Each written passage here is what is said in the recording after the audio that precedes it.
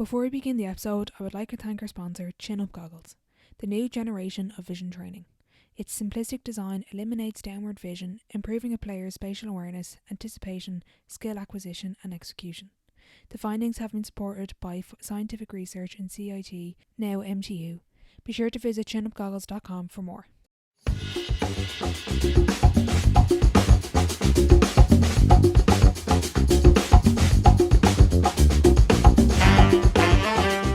Welcome back to the Sideline Live podcast. You can follow us over on Twitter and Instagram at the Sideline Live. We'd love to hear from you. On episode 50, I'm delighted to be joined by Head of Performance and Wellbeing at West Ham United, Jenny Coady. We had a great chat discussing all coaching topics such as reflection, building confidence as a coach, connecting with your players, tools for communication and so much more. I really enjoyed chatting with Jenny, so I hope you enjoyed the episode.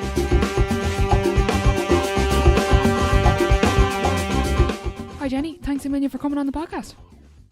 Oh, thanks for having me. Delighted to be here. Looking forward to seeing where our Friday conversation will go. Brilliant. So before we get into everything, would you mind giving a bit of an intro for the listeners who might not know who you are? Yeah, no problem. So I am a Shamrock living all the way over here in East London. Been here 7 years. Came over initially to get more opportunities across different sports and to possibly look into doing a PhD. That was the initial pull, knowing that there was some kind of dominant money sports in the country, that if I wanted to pursue a career in sport, I had to go outside Ireland. Okay. So spent, I think it was the bones of 20 years playing and coaching in Ireland and around the world. And then when I moved over here, I stopped. So I did that awkward transition of 15 years playing in kind of a Super League level to not having a pre-season, not having any competitions at the weekend and kind of managing life as an adult. And then I worked in primary schools over here for 3 years. It wasn't a role that I was familiar with. So I kind of came across it, and basically it was working. They had a ring-fenced amount of money in the primary schools. So they had a load of jobs where people could go in and develop physical activity, PE sessions, and literacy in the schools with the teachers and in the lessons. So I did that for 3 years with a company, great company, and really, really enjoyed kind of exploring how I'd go about doing that job, if you like. And that led me on to coach development with UK coaching, and that just was a whole different level. It was kind of bringing me back to the performance space that I left when I first came over. And I worked with coaches along the pathway. So everything from, your majority of individuals. So there was triathlon and box and swimming, rowing, canoeing, and then there was some team sports in there as well. But there was everybody from, say, early stage of the pathway up until coaches who went to Tokyo last summer. So great experience. And that was all about kind of understanding the environment they operate in and how we can kind of make it world class or a quality development environment. And then I did a little bit, I don't know if it was a combination of the pandemic or just really missing being part of a team, because that was ingrained in me for a really, really long time. So a guy I knew, the GM at West Ham, Aidan, and said to me, would you be interested as a non-football person to come over and have, a day a week or do some work with the women's team? And I said, yeah, sure. Like I said, disclosure, I have a load of football behind me. So I've done years and years of work in Gaelic as an analyst, doing a bit of mental skills, looking at kind of an assistant coach and manager role selector. So there's loads of things I was trying to pull together, and I absolutely loved it. It was completely different from the role I had as a coach developer, but the team part was really sparky. And then I'd never been in professional football. So that's kind of where I am full time now. The role is head of performance and wellbeing. And the important part of that for me was that the performance side is the kind of competitive side coming out, that I can add all the expertise across, the different areas that I've either studied or experienced, but also then the well-being. So a little bit more around the mental health well-being, how we can create this kind of holistic environment that's safe for athletes to feel like they can actually do really well, achieve their aspirations and dreams and goals in an environment that's really supportive. And that means working not just with the players, but working with the staff as well. So lots going on, but very exciting time. Good. And what point in your playing career did you realise you wanted to be a coach, and when did that idea kind of come to play? That's really interesting. Yeah. So I was in transition year, and I swam up until I was in second year, Okay. and I had made kind of the top level, but not kind of international success. I was Okay. in maybe the finals a lot in different, and I really kind of, again, probably knew that there was a team element of that I was missing, but really enjoyed the experience, but knew there was something missing. And then I went into secondary school, and I said there was a basketball team, and I said, oh, you know what, I'll join it. So I was still trying to swim and play basketball at the same time. And I had just amazing coaches, tough coaches at the time. So I had a school teacher, Evelyn Hearn, who was in the Mercy, and then I had Jerry Fitzpatrick in the club. I was 2 years playing, and I made the international, the Irish team. And that was the hook. That was the kind of big, like, oh, maybe you're good at this. So will you have more passion? And this is really cool. Yeah. And that started taking me around the world nice and early. I was 15 when we went to America for the first time. I think it was genuinely the interest I had in the type of coaching that they were giving me that I wanted to share back. My sister came into secondary school when I was in transition year, and I thought, well, I'd use this space where there was a little bit more free time to go and explore coaching. Absolutely rubbish. Unfortunately for me, they did really well in the first year and came third in the All Irelands. So I thought I was the bees, and thought, sure, what more improvement do you need to do? Like, you took it up, and here you are, and they're winning medals. They were just a really talented bunch. And if I look back in those early years of coaching, I just absolutely cringe. But sure, at the time, I didn't have the right things in place, and I was just excited that they were winning and thought this was, representation of how good I was as a coach, how naive. But that was the hook. It wasn't necessarily just the winning. It was the challenge of understanding each individual, what their needs were. There was only a few years between us. And I thought, how exciting to go on this journey and see where we can go. And then the natural progression was to get to international level. Some of that experience was really positive. Some of it wasn't. But I guess that's part and parcel, isn't it? Mm-hmm. Absolutely. I suppose you mentioned there you moved to the UK for the development and the opportunities, but in Ireland, what at the time from your coaching experience and when you look now, what are those opportunities like, and what can we do to improve the opportunities for young coaches or coaches that want to better themselves? Gosh, that's a great question. I had gone to Canada for a couple of years, and when I went to Canada, I coached over there. And I coached in a couple of different spaces. It was in the university and some clubs and a school, and it was just their willingness to share. It was different to what I'd experienced before. Say, there was definitely a couple of people in the local area, Waterford, and probably on the basketball circuit in around the same age or a little bit older, that would share and give some advice. But outside that, it was kind of a lonely space and a little bit of a, am I doing the right job here? And the success measure was beating others, which was really shallow, to be honest. So as that moved on, and I had a little bit of experience in Canada and some other little bits along the way, I thought to myself, oh, isn't it cool to share a little bit more? And how could I make a bigger impact instead of just being with one team in a smaller space? So that was a really positive basketball experience. And when I came back, I started working for Basketball Ireland. And I worked for them for 3 years, and I could see more opportunities coming, but it just wasn't not consistent, but it wasn't safe. The funding kept changing, which is probably the nature of a lot of sports, but the pool was probably smaller and the allocation of funds narrowed to certain sports. So when I say opportunities, there's definitely a balance of people understanding what's available and then people knocking on the door to create roles. And it's not as easy, and I don't mean to, I'm not saying you could just pull it out of the air, but for me to go to West Ham and say, this is the area I want to work in, this is the role I'd like, can we make something happen? And so, kind of that balance of, it's not all about money, because, we're never going to be millionaires working in sports. So understanding why you're doing it, having the opportunities to be able to progress. And then from a personal point of view, growing your network and getting that CPD that allows you to kind of evaluate what you're doing and you're improving year on year. I love the way you mentioned there sharing, and that's something I had a conversation with the Meath Intercounty coach Colin Nally with, and he's kind of saying, like, in the GAA there's this culture of we don't share, and we're looking at each other, spying on each other what everyone's doing at training, and it turns out like most of the time everyone's probably doing the same thing. But I love the way you said there share, and you mentioned CPD, and that's something I've been doing recently. I was out watching a basketball team and learning from different people. Who have you learned from? Who have you gone to visit and kind of watch and learn, and what lessons have you taken from those experiences? So again, another great question, because I don't think at the time I understood the curiosity I had. What the curiosity I had was actually having an impact. Okay. And I probably wasn't going to observe or kind of interact with people and watch sessions with a structure or a framework in my head.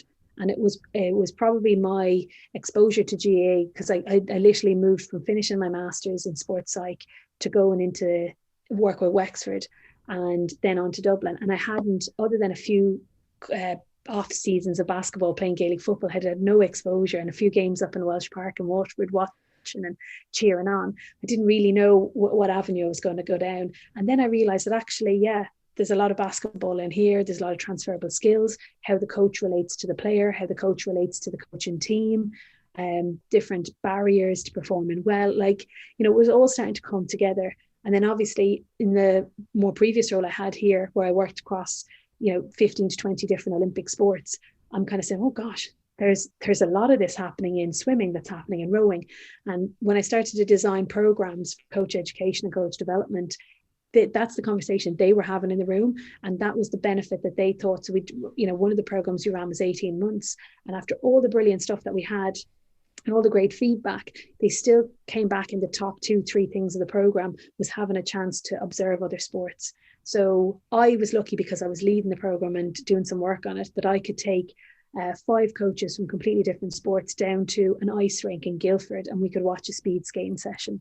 Wow. They didn't need to know the intricacies of it. They didn't really need to know the language, although it's useful if I'm, say, a coach developer role, to know the nuances of the sport before you go in, out of respect and connectivity. Mm-hmm. But we could mic up the coaches. The session is happening. We're listening. We're making notes, having a chat about what do you think? And then you're chatting with, luckily, if you can, the athletes at the end of the session to see if what you thought marries up.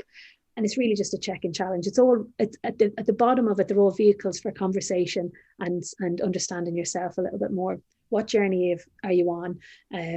How has that impacted how you kind of understand and share your information, and how is that information landing, and how are you reflecting with your people? So how are you checking for knowledge, and why are you doing what you do in the relation of a planning of a session? Who's that actually for? Mm-hmm. And that's some of the stuff that we speak about regularly at West Ham. I'm fortunate, I have a lot of respect, and I give obviously a lot of respect to the team. So we share openly, check and challenge on why you're doing that and how you're doing that, and sharing across the board. So I can't kind of share it strongly enough, or emphasize it strongly enough, rather, that going outside your bubble and having the courage to go and just ask, can you come and watch a session? It can have massive value. Mm-hmm, absolutely.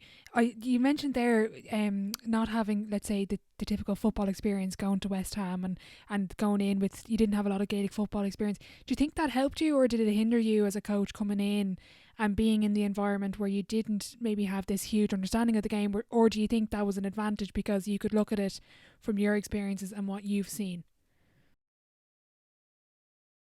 I'd say it probably had a bit from column A and a bit from column B on it, but everything that underpins what I do is about relationships and connectivity.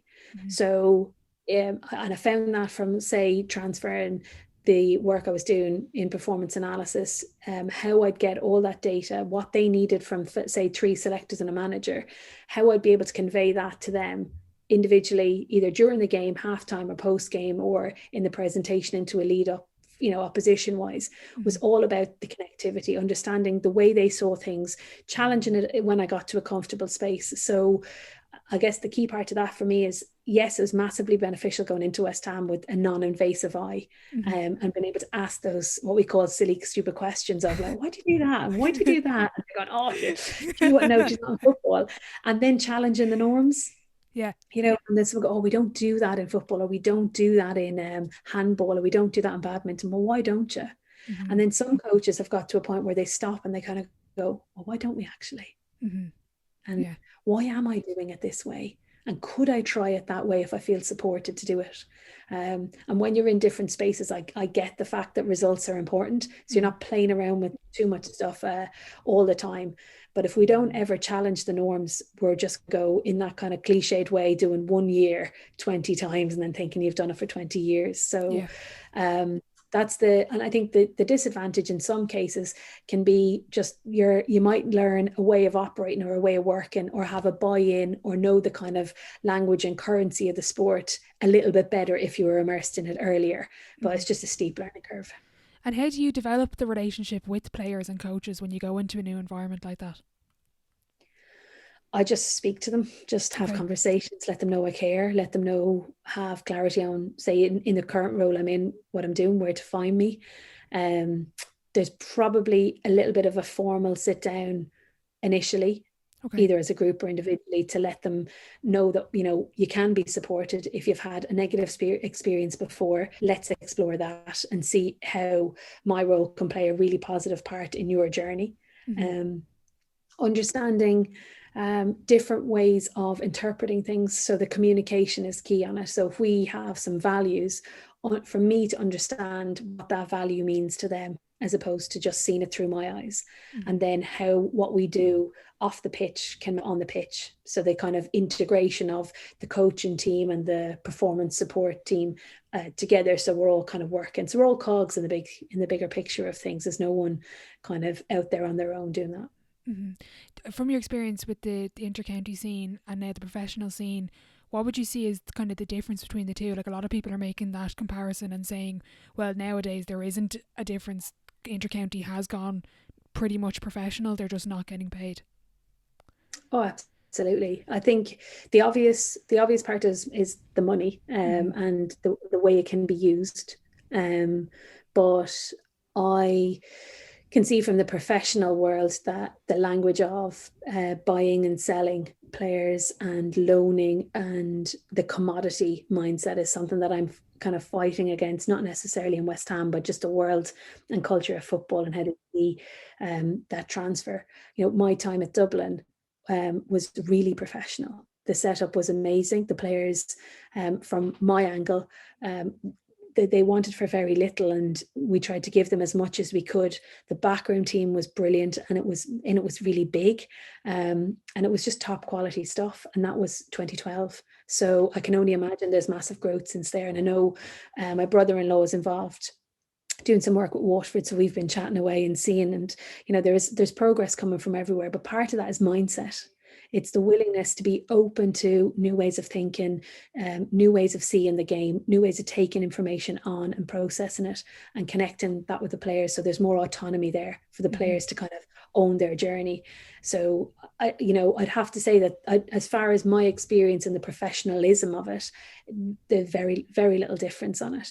I think probably the exposure part, I know GA does get a lot of coverage, but I think from a multi-million-pound deal with Sky or Barclays, even in the women's game, that there's a different kind of trajectory that it's going on. And then I guess the other sports in Ireland could have some time to kind of get a little bit of a boost as well. As a professional athlete, how do you find the difference between an amateur? Like, when you're talking about, like, I guess when you're an amateur, obviously you have a job, and I would find for myself, just the way I work, I would struggle being a professional because I would put so much pressure on myself to perform and to be the best I can be. Whereas I know, like, as an amateur, I can go do my job. I have so-called distractions. How do you find that pressure, and how do athletes in the professional world of professional sports deal with that pressure? Wow, what a question. Day 34 on the podcast, still going. Oh gosh, there's loads in that. There's a couple of things that struck me in that question. Some of the professional athletes who train and play at West Ham aren't on big salaries, so they do have to consider the top ups, or they do have to consider how they fund or have kind of a solid growth of their money for, I don't know, whatever, whether it's travel or mortgage or however they want to spend it. So there is a perception that you're in the professional space, and in many ways it's an incredible lifestyle to have, but there's a lot of spotlight, a lot of pressure, and a lot of assumptions. So I guess it's the opportunity to when you're in that situation, to see how you can navigate it from an amateur and professional point of view around pressure. I think that's kind of where the internal drive would come from, that you know, if I'm playing Super League and I'm in Wildcats in Waterford and I'm playing for years, I want to win every game and I want to play well. If I was getting paid for it, I'd still want to develop and I'd still want to play well. So there are some incentives probably in the more lucrative sports that if you get bonuses and, you know, you have this and this, or maybe better facilities, I think that's where it could come into it. But the flip side, looking at, say, the Gaelic teams I work with in London when I came over, like, or even the intercounty stuff at home, would be the travel that they had to do and how they had to self-fund some of their, you know, part of their own trip and their journey and stuff like that. So, or if they didn't have access to a physio on a regular basis, how could they fund that? So that's the biggest part of that, I guess, is how you can prepare for your competition. From a competition point of view, there's expectations for you to perform externally and then internally in your own drive. But I think you look at, like, if they're a Gaelic player here in London, they're taking an hour and 15-minute train journey from central London to go out to Greenford to play. They're getting there and the pitch is kept in as a good condition as they can, but it's also part of a public park. And there's fundraising that has to happen during the year that comes onto their radar. The all little bits and pieces, membership and stuff that maybe in a professional game they're not looking and thinking about. But yeah, it's really interesting area to explore. I was listening to Paul McGinley recently on the High Performance podcast, and he had a really good discussion point. I think it was with the University of Minnesota's golf coach, and they were having a kind of a discussion around having a plan A and a plan B. And Paul was saying it suited him that he had a plan B of going to college, whereas the golf coach wanted players golf was their plan A. There was no plan B. What would be your take on it from your overall experiences throughout your different sports and observing all your athletes? Yeah, I think that's really interesting. There's a lot of talk around dual career, and the FA are really good at providing opportunities, whether it's through the FA themselves or the individual clubs or the PFA, where they can get subsidised university courses. And West Ham do a great job at connecting, not just with other sports, but with universities to try and support that. So a big advocate of that. And any international players that come in, you know, try and support and keep that going as well in different ways.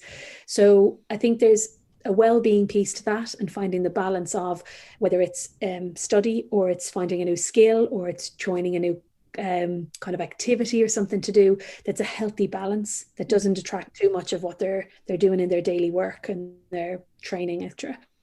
And I think that would be brilliant to have, instead of what I see in some the last couple of years primarily, and then obviously some of the Olympic athletes transitioning post Tokyo in 2020, we're saying, oh, what I do now, where's my identity at? But I'm just an athlete doing this sport, and I've only known this, so how can I do X, Y, and Z? And so I think it's really healthy for people to have an interest in something else, to be, for us, and especially I will, and definitely in my role this year, to encourage people to explore what they like to do. And if they don't, then you're in an unreal city in London to go and explore. And I don't believe it has to distract you too much from your working, you know, you're working out, the gym, the training, and your mental work as well. So yeah, I'm a big fan of that it doesn't come down to just the end part of your career. And I think coaches who just become really rigid on that mindset can massively impact an athlete. Because there's always a pull to go in a different direction. Like athletes, especially professional athletes or full-time athletes, are making a choice all the time. They're making a choice to not go out with friends. They're making a choice to miss this occasion, to choose to go and do something else, or delay having a family. All these things that we're trying to change the narrative on and say, well, why can't you? How can we work around that? So it parallels with your sporting career, and there's not a massive drop when you transition or when you have a setback. I've been taking down notes during our chat, and I took down check and challenge, and you mentioned doing that with a couple of West Ham players. Can you explain that technique there? Yeah, absolutely. So the optimum, I mean, it's very utopian here, the space that we try and operate is in a high support and high challenge. It's not sustainable all the time, but we want to be aware of, if we're challenging and kind of building that relationship of honesty through challenge, that we need to have a support system around it. Not necessarily where one person is getting onto someone all the time and then they get upset, or there's lack of clarity, and then they go to somebody else for comfort. But it's knowing that somebody cares about you, we care about the development, they understand how to communicate with each other. So there's high challenge in both directions, and then support around it kind of in a simplistic way. And the check and challenge part of that goes beyond that to your own understanding. So how do I check and challenge my own knowledge? How do I check for understanding and challenge if I'm working with an athlete or they're working with me or another coach? So it's on a personal level, the check and challenge is, I have certain ways of looking at things. I've constructed this view of something based on my experience over the years. How am I checking my knowledge? And who say, even if it's as simple as Twitter, have I got all the same type of people in my following, or that I follow rather? So when I'm scrolling through, oh yeah, oh that's how I think, oh yeah. Instead of going, oh, that's a different way of thinking, and not shutting it down, trying to understand their perspective, so I can, kind of check and challenge myself on that. So yeah, a multitude of views there on that, but the challenge word's important, done in the right way. And I am constantly looking to support the coaches and the players to know how we feedback, when we feedback, what that looks like, and the right kind of outcome that we want from that interaction. So yeah, lots in that. That's brilliant. I'm definitely going to rob that term from you. And what I love about it all is it's kind of coming back to that like self-awareness as a player and as a coach, and you being able there to say, well, that's the way I think. So why don't I go to another way of thinking, and I kind of see, and I'm not so like, oh, that's not the way I think, so I'm not going to look at that. And how important is that even as players to be able to have that self-awareness? Yeah, so important. And like if I look at the years of coaching, I think this is probably a key part. Over the years of playing basketball, we had different coaches from different places around the world, and different ways of looking at things, and valuing kind of relationships or ways of coaching, etc. So we'd be in a position where one year I might have a coach who's very autocratic, and we just, we're submissive, depending on the age, but we're submissive, we don't challenge a lot, and we go through the motions. The next year we have a coach who's all about questioning. Athlete-centered, questions everything, and now I don't know how to answer, or when or where to answer. I don't know what you want me to say when you say to talk and communicate. So you're kind of in those 2 years, 2 seasons alone, with all the ups and downs of basketball in between, and possibly some international exposure, I'm checking kind of my knowledge for like, oh, okay, well, what did I understand by that? And am I in a position to challenge back? And that comes from a safe space and the trust, but there has to be a point where, to be really kind of not just the task cohesion, the social cohesion, and that to build as a unit to go forward, because we have clarity on kind of how our mental models are aligned, if you like. I'm interested in that trust factor, and I was saying to you before what I'm doing, and when players come together from different clubs, I suppose they're used to being nearly enemy number one when you've the big rivalries, but how do you promote the trust within the group, particularly maybe during an early stage? Like, obviously trust does grow over time, but is there any particular activities or something you've seen that you'd really recommend exploring? Yeah, I suppose there are loads of small little bits and pieces you can do on an activity front, but the key part is just kind of the authentic approach. Just, people can read through fakeness. And I know that as a coach, we have many hats to wear. And sometimes, you might arrive having had a most horrific day and you're putting on this front. I'm not really talking about that. I'm talking about the honest feedback and the consistency in your message, and the willingness to see the person before you see the player. So that those difficult conversations around maybe selection or time on the court or whatever it is, that they can be had a little bit easier and more upfront, because that the underpinning part of that is, oh, we've had this conversation before, I have clarity on where I'm at, and there's a consistent message coming, and etc., etc.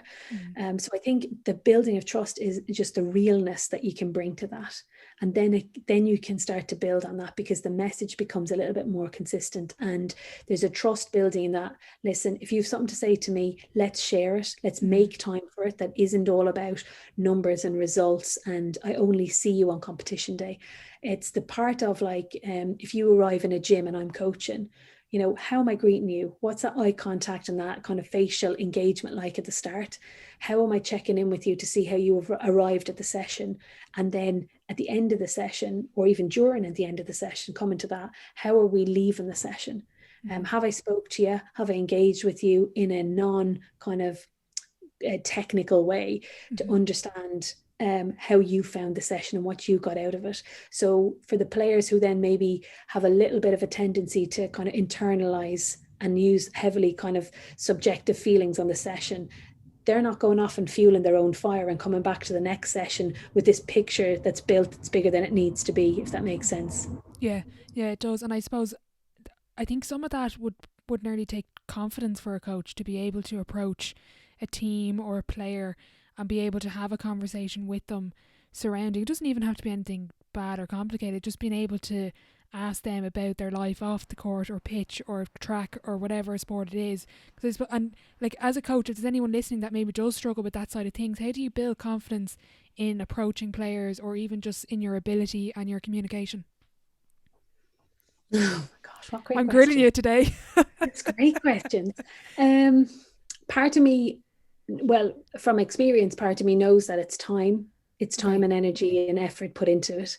So I'm not just going the one avenue of how I experience coaching. I do my plans that way. I'm checking in to see different age groups, different genders. I have a mentor. I'd reflect at the end of a session. Like, if I know that all of those little bits and pieces are coming together, there's small bits that come.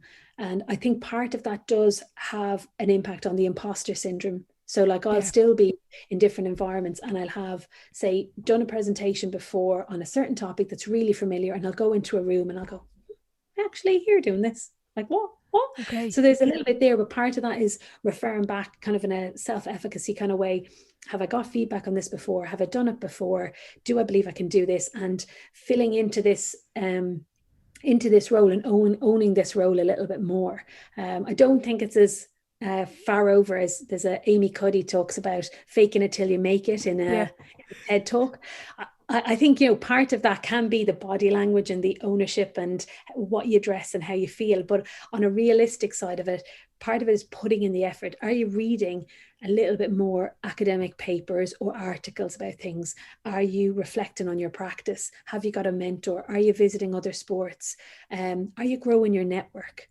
Because if all of those pieces are coming together and you're hearing, not in a kind of echo chamber way of, oh, you're brilliant, and this, that small group around you is your little cheerleading pack, but the confidence can build small little pockets from there. Then there's your measure of success. If in your early stages of your coaching, if everything is about winning, which unfortunately, some people do look at that, you win and you think, as I did in my early days, oh, I've won a medal in the final, in the semi-final, I'm brilliant, sure, listen, I'll stop here and I'll probably just hang up the boots, and that's amazing. And, I think it's around like understanding what your measure of success is, why you're doing what you do. And that helps bring you back to, well, actually, it's not me as a coach. I'm not rubbish because I lost 3 games. Are the people in front of me developing? Are they enjoying their experience? Do I know what enjoyment looks like for them? Well, okay, I'm on a little bit of a winner here. And the reality of sport is that your confidence is situational. So it'll ebb and flow. It's just whether you can boundary that off so it doesn't bleed into your personal life as well. I don't know how realistic that can be, but if you're passionate about something, you'll be thinking about it at night time and you'll be waking up trying to solve the problems. But the healthy balance, which is, the well-being and mental health side of my concern as well for people, is also important. I love the way you mentioned there what you measure as success, because that's actually a question I ask a lot of the podcast guests. So I'd love to pose that question to you. What do you measure as success? I shared the infographic that Katie Warner put on Twitter a little while ago. So there's a book called No Hard Feelings, and I really like this book. It's Liz and Molly. They wrote the book, and there's some illustrations which people, I've seen them. They're brilliant. Yeah. So Katie used this to create a measure of success that I shared and had a great conversation with the West Ham women about. And it was checking that, our medals and our beating others was at the top of this. And underneath it was inspiring others, being a role model, connecting, enjoyment. Some winning is in there because that's the bite in the hook, and being good at things. So having your smaller wins or your smaller elements of the mastery instead of this bigger long-term picture always kind of hanging around. The measure of success really is, am I enjoying it? Am I enjoying what I do? Am I getting feedback so I can develop, because I am a curious by nature and I love kind of seeing how you can, how this works, how that operates. Can we get a little bit more out of this? Like that is really important to me, to see if we can also change and in a bigger picture, change the narrative. So I'm a massive advocate of women in sport and obviously women in coaching. And I do a good bit of work with a couple of bodies here in the UK. And that's another measure of success. Is there more visibility? Are we able to perform in an environment that's healthy and happy? So there's loads of kind of smaller ambitions that I have that have a bigger kind of, hopefully a bigger ambassador element to it. But I think if we can all be, leave the ladder down and we can be ambassadors for change within that space, those are the measures of success for me. If West Ham get to the top of the table, well, that is just a jolly. That's absolutely fantastic. But if at the end of this year, we're not at the top of the table, but players have confidence back, they've enjoyed the experience, they feel supported, they're driven to go in whatever direction, that's a great start for the first year, I think. And is that something that you had a chat with the girls at the start of the year and kind of said, look girls, my goal here with my role is what you just named there? Yep. I started with this is my role, this is why it's important for me to have both. And for me to understand where they're at, where they want to go, and what part I can play to support them in that.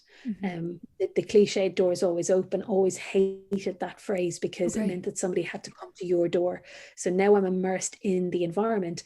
I'm out having walks, we're out walking the pitches, having chats. I'm in the chill room, which is their kind of social space, just checking in as they're having breakfast. How's everyone doing? Yeah, we have well-being questionnaires. So if I see any kind of that are below a certain percentage, it's just a vehicle for conversation. So there's a big care and coaching part of that for me there. And there's a lot of clarity around, not forced conversation, but a lot of clarity on the openness that we can have, the gratitude we can have, the positive affirmations and how they can affect them, all of those things. I love the way you mentioned the questionnaires, because I was going to ask you how much feedback do you get from the players, and just as you mentioned the questionnaires, what sort of questions do you ask them? So a lot of the kind of typical questions around their perception of the sleep quality, the amount of hours they're having, fatigue, mood, stress. There's a number of different ways you can calculate it, but we look at kind of 0 being a baseline and they go above or below that. So I can see by the numbers and then in each of the categories where people are at. Other people can go from 0 to 5 or 0 to 10 and then look at a percentage. But at the end of the day, the medical team can take what they want out of it.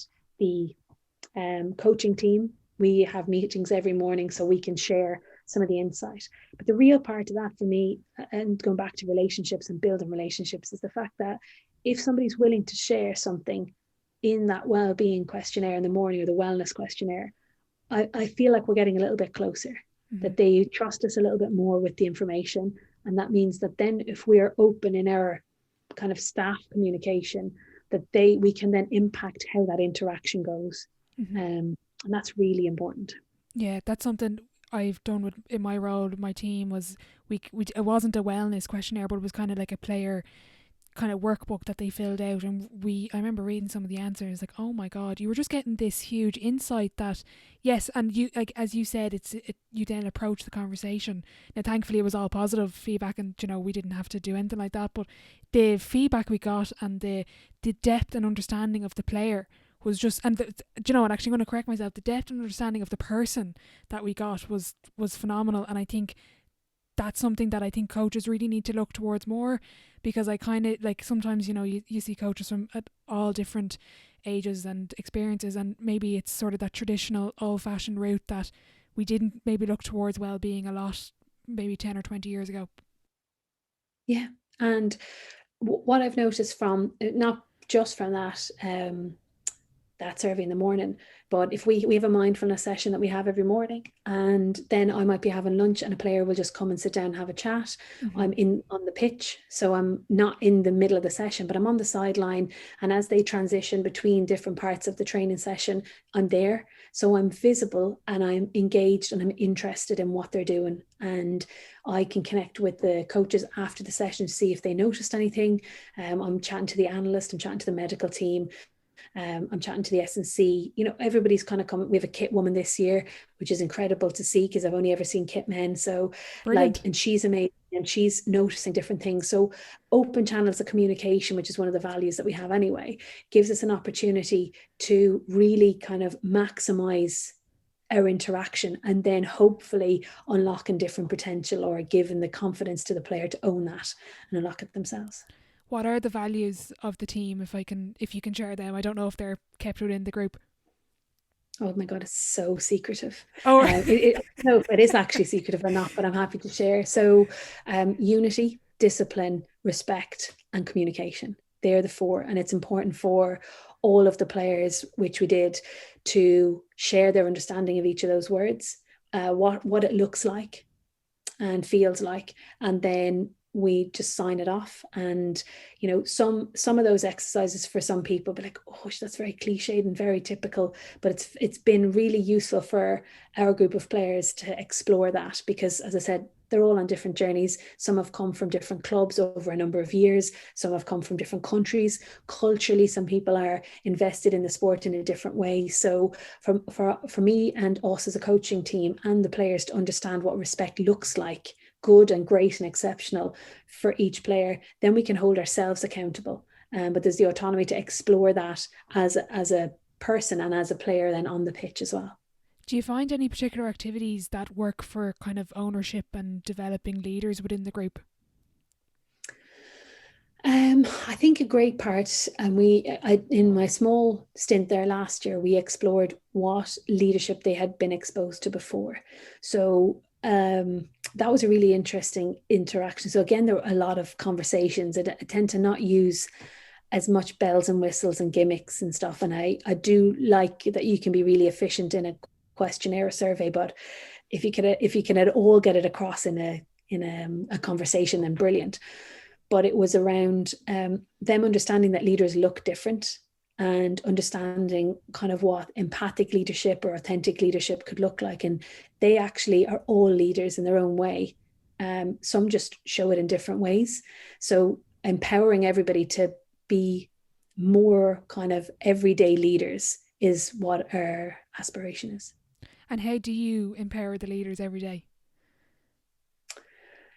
Oh my gosh. How do I empower? I don't know if the way that was phrased made me feel like I had the control to empower. But yes, no, because we did have a conversation about the difference between, as a staff, between empowering and enabling. And I think the empowering part of that is listening. So I listen to, if a player comes in and has chat in the morning, or we're sitting down having breakfast, whatever, I will listen to what it is and I will ask them what they think the solution is. What tools do they have in their toolkit? And then we can go from there. I don't try and go in solution focused as much as I'd like to sometimes. And it's kind of at the tip of my tongue. I'll hold back to see if they can navigate that space, because it's all transferable onto the pitch anyway. Mm-hmm. If they can problem solve and they can understand how to navigate a problem and utilize each other, then that's far more beneficial than me just kind of saying, oh, here's a tick box answer, letting them kind of unpick it themselves. And so it is still a kind of a collaborative effort, but the empowerment part of that would be listening and helping them kind of navigate this and unpick it themselves. Mm-hmm. Overall, what do you think is the biggest lesson you've maybe learned from coaching or sport? My gosh almighty, tonight.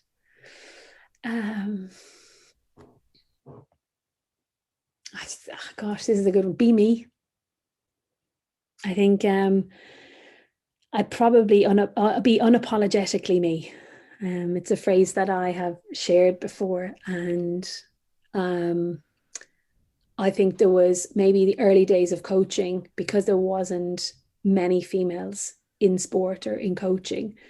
I would probably try to mimic some of the behavior of the coaches that I had and Okay. try to be like other people. And then in different spaces I operated in, um, maybe just kind of from immaturity or needing a bit of support and mentoring that I didn't have or didn't seek, rather, would be trying to be wallpaper in the environments I was in. So don't try and stand out, don't initially challenge. Um, and then what if this and what if that, and kind of worrying about how messages landed and stuff. So as I got maybe more tools in the toolkit, read a little bit more, had some mentors, grew my network, and grew a little bit more in confidence, I could be more me and kind of this is where I'm at, this is my understanding, and be kind of unapologetic about that. So that's probably a key part. I think there's loads of other little lessons along the way, but growing into myself and owning that role a little bit more, being confident in what I know, applying for jobs and opportunities that maybe I thought were a little bit out of my grasp. And then when I get in there, owning that role and going back to my baseline of connecting with the people that are around me. So I think that's a key part. Do you find that you reflect a lot as a coach, or is that something, or do you just find you kind of stay in the moment and you don't really look back to the journey much? Massive reflection is absolutely massive in all forms. Okay. I've explored it with coaches in kind of audio notes and videos, in written journaling. There's loads of different. Brendan Cropley over in Wales, he does some work on reflection, and he has a certain way of kind of exploring that. Uh, Jennifer Moon does some work on reflection, where she talks about writing, and then you kind of got your superficial layer of the what part, and then going into the next layer of it. So I always encourage people to reflect.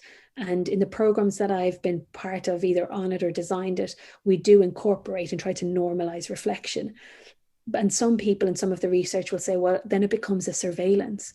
But actually, the feedback has been, because we put that in place initially and it was on the agenda, then I did it, and now I don't need a nudge for that. And it was just the courage to kind of, if it is sharing a video or reflection at the end of the month or end of the week, that they had the courage to kind of listen to themselves speak out loud, think in a way that isn't just the what, well, it's how it affected me and what was the impact on my behavior and what would I have done differently the next time, or how does this inform my next training session, etc. So the other project that we worked closely with was a project called Think Aloud, and Dr. Amy Whitehead, who's co-editing a book with me, she has done an amazing amount of work in Thinking Aloud, which is a reflective tool of miking yourself up and thinking Brilliant. and speaking aloud. And I think it's absolutely fantastic. The results have been amazing. People listening to themselves for the first time, people able, as you mentioned there, reflecting in action. So it isn't your typical post-game, sit down, unpick all the things that went wrong, make a note and move on. You're reflecting in action, and you're able to alter some ways that you can continue either delivery or your interactions in the session or the experience. But then it also shifts your mindset from just reflecting on the negative. Like you're kind of looking at the broader picture, and you're normalizing this kind of the feelings and thoughts that you have throughout an experience. So I'm a massive fan of reflection, and I do it in all different sizes. I think when I finished UK coaching, I had almost 1,200 audio notes that I recorded, not audio notes, voice recorders. So when I'd meet with a coach, I'd obviously make my kind of official proper notes, but I'd sit in the car before I drive somewhere, and I would just sit and I'd just download the interaction, and listening to the kind of the first few to how I refined them. And the more I read and understood about it, kind of the more effective I was at capturing the important parts, or what I perceived to be the important parts. And I also was able to then go back to some of them before I met that coach the next time, to see how my feelings, what was coming through in the audio as well as the written. So. And did you have a particular structure to your reflection, or is it just, as you said there, just listening and making notes? What went well, what didn't go well? Yeah, so there's a number of different things that I've tried, and sometimes it varies. I try not to be too rigid on it. Okay. But I did try and refine it when I came to the voice, from like 10 minutes to 3 minutes, which was definitely more of efficient. But there's a load of different cycles that are out there that you can, from a theoretical point of view, or frameworks that you can use. Some have found them really helpful. So like your so what now, your what, your so what, and your now what kind of cycle, or a couple of the more kind of heavily theoretically founded ones, and I know they can still be checked and challenged as well. But for me, it was, what did I see, what did I feel, and what did I hear? So if I went and I had an observation with a coach and I was poolside for that, what was I seeing from the minute I walked in, from the interactions, the body language, the proximity, the visuals on the board, the session plan, the layout, what did I hear? So what types of interactions did I hear? And then from, I guess, the see, feel, hear. So what was I feeling? What kind? And this is really important for me, because like obviously there's an kind of an intuitive element to that as well, and what was I picking up from this environment, but the other stuff around that helped me pad it up. There was some other frameworks, not necessarily more around kind of behavioral elements of who's coaching, what are they coaching, and how are they coaching, linked to the goals and objectives. So sometimes it was more structured on that, using kind of whether it's a Gibbs or a Rolf, or one of those reflective models, or else just going to those 3 words and seeing if I can look at that. There was a 3 I's that I shared with a coaching group before, that Steve Ingham had shared at a conference, and it was to, if people were going, because there was pre-COVID, there was a lot of people going to different conferences and stuff, and it was what interested you, what inspired you, and what would you like to invest more time in? And that, even as a reflective nudge, or again a loose model, helped people kind of go, okay, and then how would I invest more time, and why would I? So yeah, that's a long-winded answer to my passion on reflection. Oh, I love it. I've had 3 pages here already of notes, but I love the way you said there, kind of the 3 I's, like that's brilliant. And even, sorry, as well, the feel, because I remember, like, I'm a player, so I don't necessarily remember everything my coach says. Now, obviously in a match I would, because sure, that's the instruction to go do it. But when I reflect back on my underage coaching career, I remember how my coach made me feel. They made me feel confident. They made me feel they made me feel empowered. Like, and I think that's something maybe we really need to look more towards as coaches. Is, yes, we might be saying X or Y, but if we don't make our players feel the way they should feel, then our words don't really matter. Yeah, that's it. They don't land, and that's a really good question for a coach to, like, you not just check for understanding, but like how has that impacted? So tell me if you understand it, or show me that you understand it, but actually, how do you feel about what that message is, how that message is coming across? Mm-hmm. Is there anything in particular that we're overlooking as coaches that you've observed through talking to coaches, observing sessions, giving your webinars and your presentations? I think it's probably connectivity. I think we're still miles off that idea of like a community of practice, or a shared learning space. Mm-hmm. That it's become more accessible since COVID to drop a message to somebody who you maybe thought was out of your reach, from an experience level, and just say, hey, can I hop on a call for half an hour? And like I did that the other day. Coach Liz Mills, who's coaching the in the basketball space, she is just breaking absolutely like all the ceilings. And is she the women's coach in yeah, I know who you're talking about. Yeah, I follow her on Twitter. She's brilliant.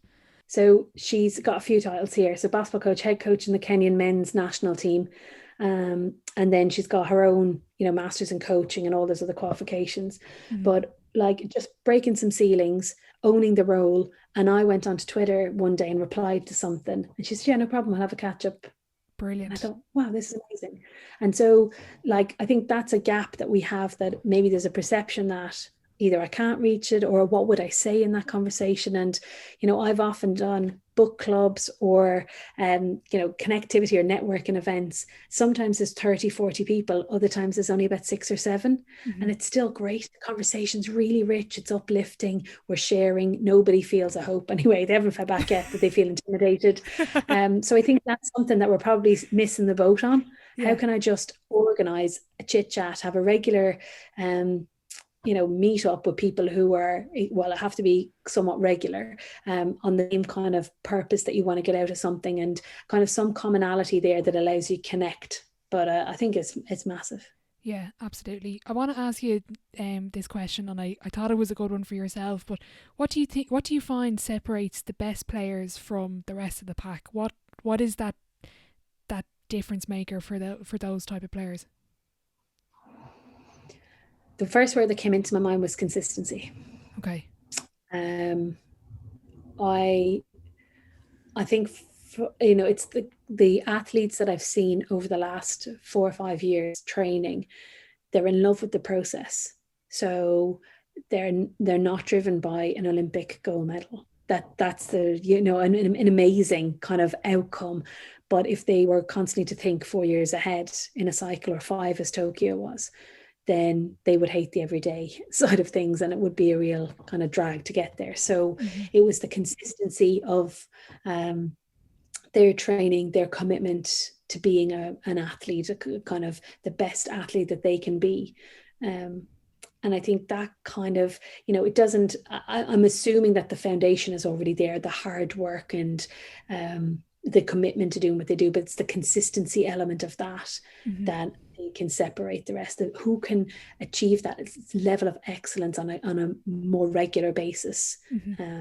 That's what I think really separates the rest, because people will have peaks and troughs in their, I say, coachability, and actually still that word kind of unsettles me a little bit, because if we have the right type of relationship, then everybody's coachable. But if you have the grounds in, and people understand what it takes to win, and you have a real nourishing environment, then it's the consistency of that, the consistency of your interactions, your commitment to get done what you do, your goals, and understanding the why part of that and the attainable elements of those. So yeah, consistency. I asked a coach recently, and he gave a similar answer to you, and he said sort of consistency and being able to show up in big moments when not everybody can. Do you think that's down to their ability, or do you think that's down to the individual and their character? Oh gosh, and this is a really interesting one. So I mentioned that book earlier. It's a Myths of Sports Coaching book we're bringing out, and Trish Jackman has done a great chapter in that book, and it's on clutch performance. It's really interesting read. No spoilers coming from me. You'll have to read that. But the interesting part of that is, I don't know if the big performance part of that for me would be how many opportunities in training did they get to do that? How much emphasis is put on the importance of mental training as it is physical? So that we can have people like, one of the stats, okay, this is a spoiler, one of the stats in the chapter talks about actually understanding that we might see that, Michael Jordan takes the game-winning shot X amount of times, but in a couple of games that they analyze, or what's more than a couple, that in the fourth quarter he's actually taken a massive amount, and that this is just one of the shots. So and that has done that chapter no justice in that little ramble, but anyway, you get where I'm going with it. So it's kind of just how many opportunities have you had to look at those scenarios and to put the constraints in training, and then to work on the mental side as well as the physical, as I've said, so that those moments don't have to be big moments. Yeah, there's still pressured moments, if the clock's running down and we're down X, Y, and Z. But again, I think, as much simulation as you can get in really helps. I'd love to get your take on this as well. I've asked athletes actually in particular, do you find, if you could put it as percentages or kind of break it up into the two, is sport actually, I'm going to pose that question to you, is it more physical or mental? Oh, I don't think it could be either or. I think you need a good, happy balance of that. I think if you have, there's so much that you need from a physical point of view to get to a certain level, and to enjoy the experience, and to kind of keep building. And you can't have one without the other. So the mental side is definitely become more important. The education around it has, become more visible and accessible. So they're a great couple, I think, the mental and the physical. So I think people understanding the importance, coaches not feeling that, I know a bit about physical and nothing about mental, so I'll leave that to somebody else, that we can all explore a little bit, and if you're lucky enough to have the provision of a sports psych, mental skills coach, performance consultant, that they can, enlighten and support your athletes, but actually you're the one they want the feedback from. You're the one that will have those difficult conversations or challenging parts in a training session. So understanding the importance of each of those areas of the kind of the psyche and how that filters in is equally as important as you thinking about how you're going to plan the physical element into a training session with your S&C coach. I'm going to move on to the Sideline 7 because we actually could be here all day talking. I just can't see your time. I think it's Saturday. Yeah. So it's the Sideline 7. It's the same 7 questions at the end of every episode. It's slightly thought-provoking, so I'm going to start with question 1. What is your favourite quote? My favourite quote is a guy called Bill Nye has a quote, and it says, "Everybody we ever meet will know something that you didn't know." Okay. So that is kind of what I base my life on, that every interaction can be amazing, and somebody that I meet every day will know something that I don't know. So can I be curious enough to ask that question and find out? Love it. I recently asked a podcast guest, he's a professional basketball player, Sean Flood, I don't know if you know him, but he said his favourite quote was, "Pressure is a privilege." And I'm interested to get your take on that. Yeah, I think it's a perception, isn't it? Yeah. It's a perception. So, whatever. It's a really interesting one to unpick because I'm trying to think beyond sport with it, that it's a perception of what pressure is, and each to their own on that. And then if we think of the tools in the toolkit, if I have a coping strategy and I can use pressure in the right way, it could be very beneficial. Mm-hmm. I guess it's probably distinguishing then how that maybe bleeds over to stress. And do I feel like I don't have the coping strategies, and how much of that is building? But it's an interesting one. Yeah, there was another quote from Aoife Callahan on Twitter, or on Instagram, just give her a shout out, but she was saying pressure can burst pipes or form diamonds. And I thought for me that was really big, because as a player I put huge pressure on myself. It's like, no, hold on. Pressure I can perform in pressure and I can become this diamond. Yeah. It's a lovely one, and that kind of visual can keep the sparkle going. So if I just persevere a little bit more here, if I embrace it, if I walk towards the pressure, then I'm able to look at the glisten that's there. But I also would, it's okay if it bursts every so often. It's kind of understanding how I can use that as a launch pad, not a setback, and see, well, why did that happen? What were the triggers? How did I cope? And how can I use that to help me going forward? But yeah, I love that. Question 2, best sporting event you've been to? So I think the most kind of wow factory one that I was at was when I went to the first World University Games in Korea. And, we're young, we're coming out of the stadium and it's full, and hadn't been to an Olympics or anything like that. So this was the first big, wow, this is really cool. You have your kind of setup of your Olympic village, if you like, and just all the professionalism that came with that was really kind of not overwhelming, but was a big wow factor. Yeah, it was really cool. Is there any particular sporting event you'd like to go to? I'd love to go to an Olympics. Yeah. I've been to them as a spectator, but I'd love to work at one and just see how that is. Yeah. Love to work at one and support the athletes and coaches. But I love events. I absolutely love going to events with the volume and the kind of stimulation that you get when you're there, kind of how people interact, if you're close enough to listen to the interactions of the coach and the players and the behavior and all that, or you're really far back and you feel the passion of a community supporting a team. It's just absolutely fascinating, no matter what sport it is. I think, as cliched as is, I could probably watch paint dry if there was 2 drips chasing each other and I had a bit of Rocky going on in the background, a bit of popcorn, I'm away. Third question, biggest setback or challenge so far in your career? So I think one of them would be knowing when to stop playing or when to transition out of playing kind of Super League level. There was for me, and there definitely is in the stuff I read and the athletes I speak to, this hesitation to kind of cut it, to stop and finish and transition. And I know there's a lot of work being done and still way, way more to go to support athletes to transition. So we talked earlier about dual careers, like it not being this, oh, now you've you've stopped at this, now you pick something up, that it's a smoother transition and the support systems and structures are in place. So it was knowing when to stop. And, when I finished and moved to London, I still wanted to play a little bit, but I thought, let's look at career options and go in a different direction. And the choices I'd made for X amount of years, I now had to look and kind of go in a different direction. So that was a really big challenge. And there was quite a dip in confidence, in identity, in kind of the struggle to see who I was and what I liked and how I could, use my time. And I'd also moved to a different city at the same time. So really big challenge in a sporting space. Yeah. Mm-hmm. Fourth question, your biggest achievement in or outside of coaching? I'm going to take outside for 500, please. Getting married during COVID, we'd set it to go, the year COVID came in the July, and disappointingly we had to cancel, as so many hundreds of other people had to, or thousands. Yeah. And then we rescheduled it, and then COVID didn't go away. It stayed lingering on our shoulders.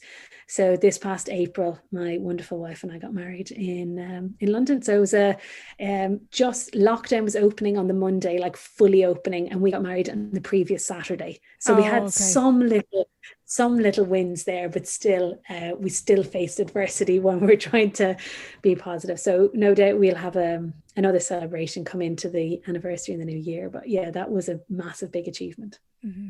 Looking back, what advice would you give your 18-year-old self? Get connected, network, enjoy the journey. It's very cliched as well, but you spend a lot of time in the early days trying to understand what success was, what good looked like, how I was being perceived. The ego was coming into it. So networking with people, growing the network, like even physically writing it down. Who's in my network? How close am I to them? What's the strength of the relationship? What's the communication like? And not being afraid to get things wrong, not being afraid to ask questions, and seeing different perspectives, kind of staying with that difference is really important. Who is your dream dinner guest and why? So I'd probably say, if I could have two people, because I'll just be selfish. Yeah, I'll allow it. Will you? Okay, thank you so much for permission. I'd probably say Brene Brown. From all the stuff I've listened to and read, I think she'd be a very down-to-earth guest, and just, she's got a great podcast as well. And some of the questions she asks, and understanding her whole area around vulnerability and shame. And Adam Grant, another big TED Talk sensation, but he's an organizational psychologist, and I read a lot of his books and just interested in his view on things. So I think it'd be a really interesting conversation. Probably talk more, eat less during that, but yeah, it'd be a hell of an evening. Brilliant. Last question before I let you go. If your life was a book, what chapter would this be called?